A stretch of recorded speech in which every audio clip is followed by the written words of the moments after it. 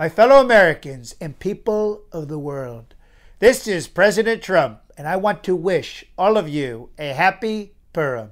Let us together recount the story of this special holiday. King Ahasuerus was the king of mighty Persia. Horrible place.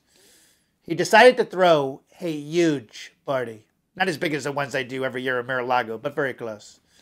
He asked his wife, Queen Vashti, to come downstairs. He wanted to show her off. She was very pretty. Obviously not as pretty as Melania, but very close.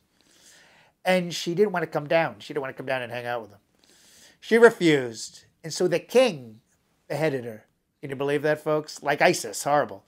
Not the most stable guy. Probably a Democrat.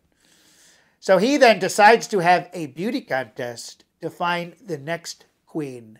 And quite frankly, he should have called me because everyone knows I have the greatest pageants. Everybody knows that. Beautiful women, unbelievable women. So he finds this beautiful woman, Esther, who happens to be Jewish, but she doesn't tell him. Esther is crowned queen.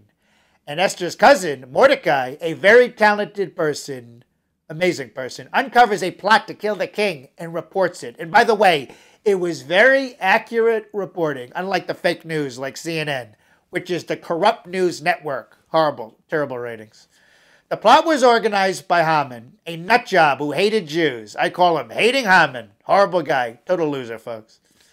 King Ahasuerus promotes the idiot, making him the most powerful, more powerful than any other official.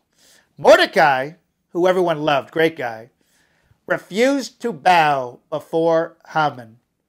Haman is angry and now on a mission to destroy the Jews after this. He tells the king that this is terrible and they're awful people, and he would like permission to kill them all.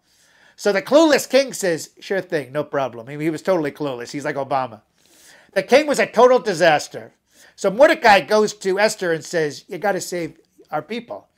Esther approaches the total choke artist king, which, by the way, was risking her life because everyone knows you're not allowed to approach the king uninvited. It's like ringing the doorbell at the White House. So she invites the king and Haman to a banquet, very similar to a White House correspondence dinner, minus the horrible fake news. Esther then entertains the king and Haman and invites them to a second banquet. Esther then reveals that she is Jewish to the king and she pleads for her people. She accuses Haman of trying to destroy her people. And by the way, he was. What an idiot.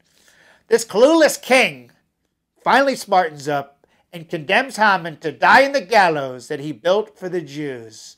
Finally, like Trump, the king made a fantastic decision.